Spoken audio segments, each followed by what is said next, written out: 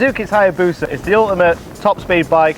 It's the bike that you'll see up and down drag strips everywhere, and it's synonymous with going fast. However, there's a big problem with going fast, and that is that you need to stop. And the Achilles heel of the Suzuki Hayabusa was always its brakes. But now for this year, you've got the addition of the Brembo brakes and ABS. It just means that braking decision has been taken away. And when you're on such a fast bike, that's what you need. I mean, you're talking 150 miles an hour in about 10 seconds, which is easily done. Obviously not on the public road, because that would be illegal. But now thankfully we've got ABS and Brembo brakes to give you that safety margin. So what we're going to do today is basically test the brakes, but also just have some fun. We've got an empty airfield, we've got a plethora of Hayabusas, we've got brand new Bridgestone tyres, so we're just going to thrash them.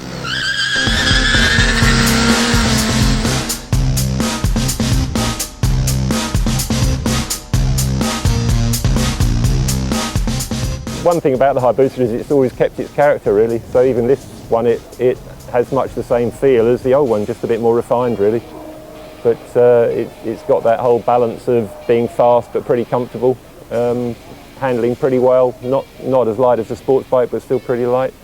And I think that's why Suzuki have kept it so much the same, because it's got its own little niche really, and it just works.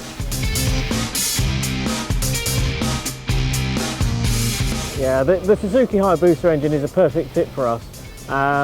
It's a much more robust engine. It also got a huge amount of performance as well. Obviously being lightweight, it's ideal for these small lightweight race cars, and they just make a perfect package really. The whole thing is sort of like married to one.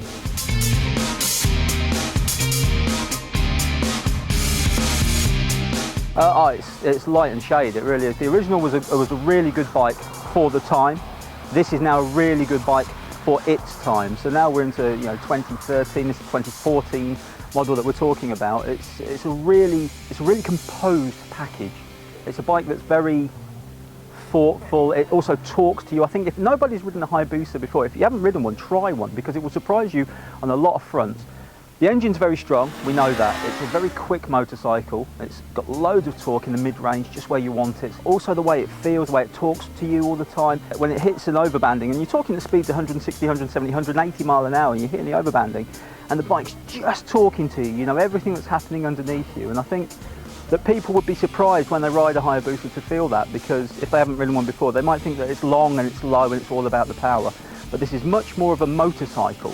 And you might think, if you'd only seen the Hayabusa, and think it's all about the engine. This one with the new braking system, I like the new braking system very much. The brakes are instant, they're great feedback, very strong, just what you need on a bike like the Hayabusa. And this deserves to be as popular and as successful as the Hayabusa has been throughout its career.